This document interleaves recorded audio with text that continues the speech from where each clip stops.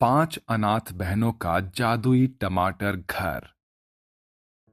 मालिक, कुल मिला के बारिश का पानी लगने से आधा टोकरी टमाटर सड़ा गला निकला है। ये सुनकर टमाटर के खेत का कंजूस सेठ मक्खन चंद गुस्से से बड़बड़ाने लगता है। इस बारिश को भी इन्हीं दिनों होना था, जबकि अभी तो बरसात का मौसम भी नहीं है।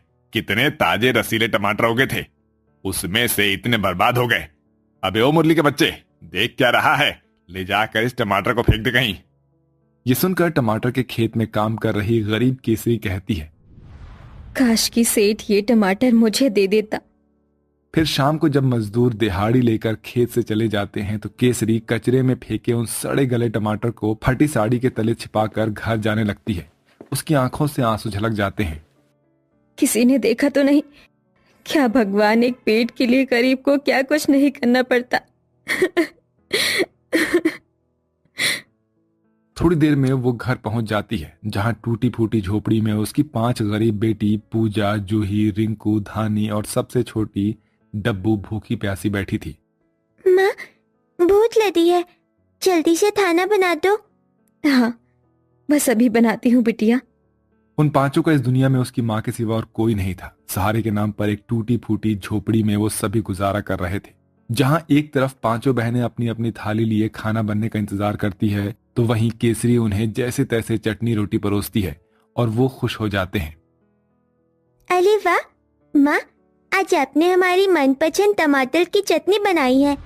मैं तो पूरी 2 रोटी खाऊंगी और मैं पूरे 3 खाऊंगी। तभी डबडबाई आंखों से केसरी ने उन 5 को देखकर रोते हुए कहा, खा लो मेरी बच्चियों, पता नहीं कल मैं तुम सबको खाना बनाकर दे भी पाऊं या नहीं। ये सुनते ही सबसे बड़ी धानी ने कहा, माँ, तुम ऐसा क्यों बोलती हो? मेरा दिल बैठा जा रहा है। क्या तुम्हें कुछ हो गया है? तुझे कैसे बताऊं धानी कि तेरी माँ कैंसर की बीमारी से मर रही है। उस रात के बाद केसरी का कभी सवेरा नहीं हुआ। एक ही पलछिन में 5 गरीब बहनें अनाथ हो गई और 2 दिन गुजर गए। धानी दीदी, 2 दिन से हम सबने कुछ नहीं खाया, घर में भी कुछ भी नहीं खाने को। अब हम अनाथ बहनों को अपने पेट के लिए खुद ही कमाना पड़ेगा रिंकू। अब अपनी माँ की तरह 5 बेटियां भी टमाटर के खेत में जाकर काम करने लगती हैं। पर एक दिन उन्होंने सेठ को टमाटर में मिलावट करते देखा। ओहो, ये सारे टमाटर एकदम हरे कच्चे हैं, पर जैसे ही मैं इनमें इंजेक्शन डालूंगा ये एकदम लाल लाल दिखने लगेंगे और मुझे उनका अच्छा रेट मिलेगा। धानी दीदी, ये तो भोले भाले ग्राहकों के साथ धोखा होगा, इन्हें रोकना होगा। 5 सेठ के पास आती हैं। सेठ जी, ये आप ठीक नहीं कर रहे। इन टमाटर को खाकर गरीब की सेहत को कितना नुकसान होगा। इसे रोक दीजिए, वरना हम लोगों को जाकर बता देंगे। सेठ 5 पर बौखला जाता है। बित्ते भर की छोकरियों, तुम मुझे धमकी दे रही हो? एक तो मैंने तुम 5 अनाथ यतीम बहनों को काम दिया और तुम मुझसे ही बगावत कर रही हो। भलाई का तो जमाना ही नहीं रहा। चलो निकल जाओ यहाँ से।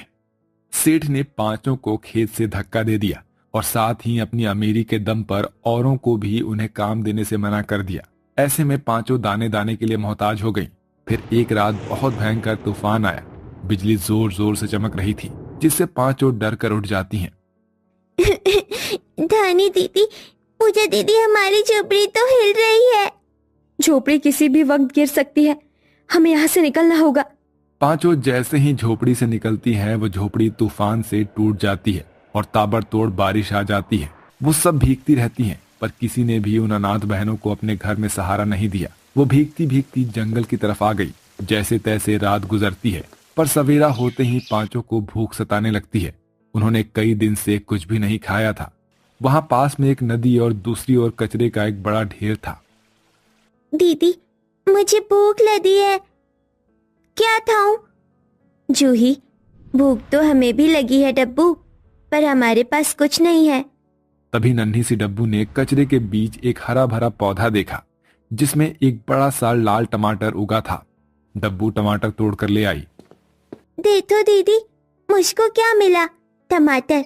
चलो इसी में बांटकर खा लेते हैं, थोड़ी तो भूख मिट ही जाएगी। ला डब्बू, मैं इसे काटती हूँ। पूजा ने जैसे ही टमाटर को काटना चाहा, टमाटर रो पड़ा। ओहो, रुक जाओ, मेरा खून मत बहाओ, छोड़ दो मुझे। जादुई टमाटर को बोलता देखकर पांचों चौंक जाती है। अरे बाप रे, ये टमाटर तो इंसानी भाषा बोलता है। हाँ रिंकू दीदी, जरूर ये कोई जादुई टमाटर है। पर मुझे भूख लगी है, मैं ये टमाटर काट कर खाना चाहती हूँ। तब जादुई टमाटर ने डब्बू को लालच दिया, और अगर मैं तुम्हें अच्छा अच्छा खाना दूं, जैसे पुलाव, पालक पनीर, खीर पूरी और फिर 56 भोग, तो क्या तुम मुझे छोड़ दोगी? पांचों की जीभ लालच से लपलपाने लगी। तभी जादुई टमाटर में से चमक हुई और देखते ही देखते 56 भोग से भरी थाली प्रकट हो जाती है। ये तो कितना सारा खाना है, आओ बहनों खाते हैं। पांचों बहनें हबड़ हबड़ कर खाने लगती हैं और धानी ने आंसुओं से जादुई टमाटर का धन्यवाद दिया था। तुम्हारा बहुत बहुत शुक्रिया जादुई टमाटर, जो तुमने हमें खाना खिलाया। हम अनाथ बहनों का इस दुनिया में कोई अपना नहीं। एक माँ थी, वो भी मर गई। देखो तुम रो मत, तुम्हारे आंसू देखकर तो मैं भी भावुक हो गया। तुम मुझे बताओ, तुमको किस चीज की कमी है? तभी पूजा ने घर की इच्छा जताई। हमारे पास घर नहीं है, क्या तुम हमें घर दे सकते हो जादुई टमाटर? देखते ही देखते वो जादुई टमाटर उन गरीब अनाथ बहनों के लिए विशाल बड़े जादुई टमाटर के घर में बदल गया। आज से तुम पांचों मेरी जादुई टमाटर घर में रहना, मगर मैं दिन के समय साधारण टमाटर बन जाऊंगा, ताकि मैं किसी लालची की नजर में ना पड़ूं। ठीक है जादुई टमाटर। पांचों उस जादुई टमाटर के घर के अंदर चली जाती हैं, जो कि देखने में बहुत ही आलीशान था। कई दिन तक बेसहारा दर दर सड़कों पर भटकने के बाद उस रात पांचों मीठी नींद में सोई थी। दीदी उठो, धानी दीदी, पूजा दीदी, रिंकू दीदी, जूही दीदी उठो, दिन चढ़ने को है। जैसे ही पांचों बहनें सुबह बाहर आई, टमाटर घर नॉर्मल टमाटर में बदल गया। और तभी धानी ने चिंता जताई। हमारे पास रहने के लिए जादुई टमाटर घर है तो, मगर हमको खाना खुद से जुटाना होगा। मगर दीदी, उसकी क्या जरूरत है? हम खाना जादुई टमाटर घर से मांग लेंगे। नहीं जूही, भले हम अनाथ हैं, मगर भगवान ने हम पांचों को सही सलामत हाथ पैर दिए हैं। हम खुद से कमा कर खाएंगे, माँ की तरह। पर दीदी, हम करेंगे क्या? उन अनाथ बहनों की खुददारी देखकर जादुई टमाटर बहुत खुश हुआ और देखते ही देखते उसने जादू से लाल रसीले टमाटर की 5 भरी टोकरी निकाली। ये लो, मैं तुम्हें काम देता हूँ, तुम पांचों इन टमाटर को ले जाकर बाजार में बेच दो। पांचों बहनें टमाटर लेकर बेचने के लिए निकल जाती है और लुभावनी आवाज लगा लगा कर लोगों को बुलाने लगती हैं। टमाटर ले लो, टमाटर ताजे ताजे रसीले देसी टमाटर 20 रुपए किलो में। तभी ठेले पर से टमाटर खरीदती औरत की टोली उन अनाथ बहनों के पास चली आती है।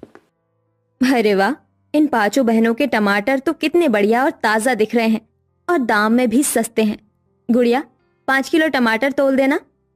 थोड़ी देर में पांचों के सारे टमाटर बिक जाते हैं और रात को वो घर चली आती हैं, जहां उनका टमाटर घर खड़ा था। दीदी, देखा आपने, हमारे टमाटर की तो लूट मच गई बाजार में।